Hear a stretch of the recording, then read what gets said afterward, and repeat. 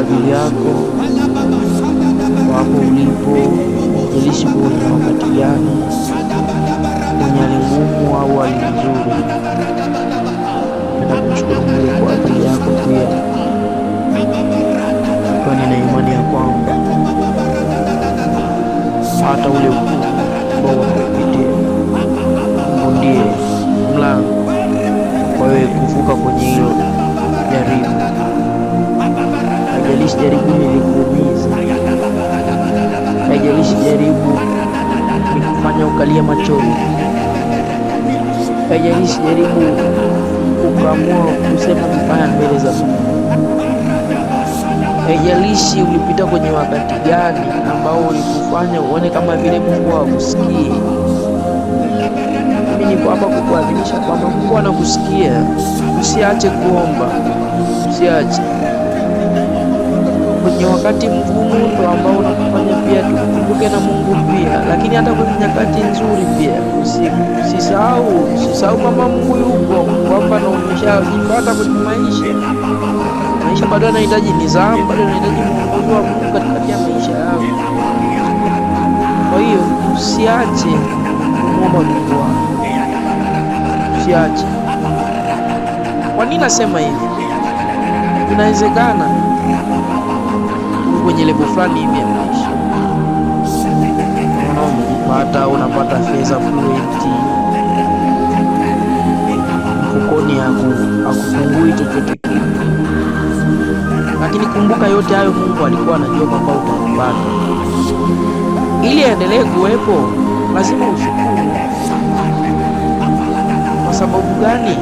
Neno asante lina maana kwamba ni tolee mfano, huwa napenda kutoa mfano sana, kwamba mzazi anapokununulia shati, usipomwambia asante, kesho akiona kiatu haizi leta, kwa sababu umemvunja moyo kwenye ule ukuwa na moyo mshukuru. Na ndivyo hivyo kwa Mungu, ukimshukuru anaendelea kufanya, kwa sababu neno asante au shukrani ni mwendelezo wa huduma, yaani kwamba wewe hujatosheka bado. Kwa hiyo inawezekana uko kwenye nyakati ngumu, uelewi mbele ni wapi, utavukaje. Na hizo nyakati huwa zinakujaga kwenye maisha, yaani nyakati ambazo unapiga simu, unaomba msaada, upati msaada, ndio siku unaambulia kuvunjwa moyo, kuambiwa maneno magumu ya kukutoa kwenye reli. Sasa kwenye ile momenti ya kwamba umejeruhiwa na bado msaada hujapata, ni wakati ambao unapaswa kuwa makini sana, kwa sababu moja, shetani naye anakuwa hayuko mbali. Shetani anakuwa hayuko mbali, na pia Mungu anakuwa hayuko mbali. Lakini kwa nini Mungu anafanya hivyo? Ili Mungu atake umainie kwa 100%, anaondoa msaada kwa wale destiny helpers, ambao ni watu ambao ulikuwa unajua kabisa huyu nikimpigia simu atanisaidia.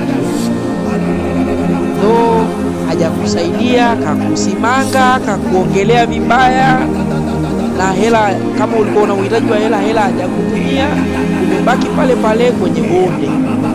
Lakini sasa on that moment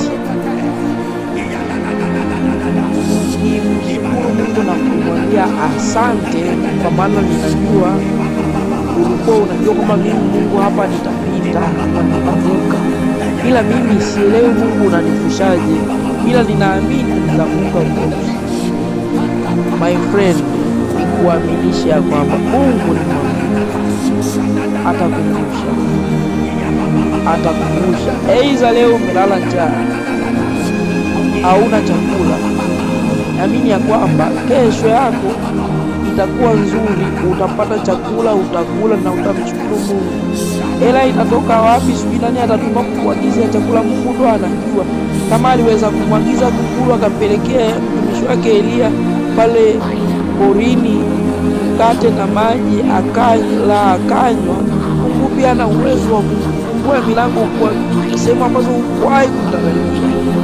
Ninazungumza hivi kwa sababu ni maisha ambayo ninayaishi ya kumtumainia Mungu kwenye nyakati zote, and then utaanza kuona matokeo, aidha isiwe leo au kesho, lakini inahitaji uwe mvumilivu, uwe mvumilivu,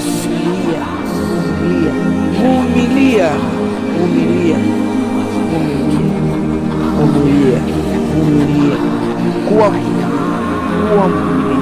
kuwa mvumilivu. Umejibiwa vibaya, mpe Mungu, mwambie asante, wasikuwe kwenye reli. Mungu akubariki sana. Yangu kwa leo ni hayo. Uwe na wakati mwema.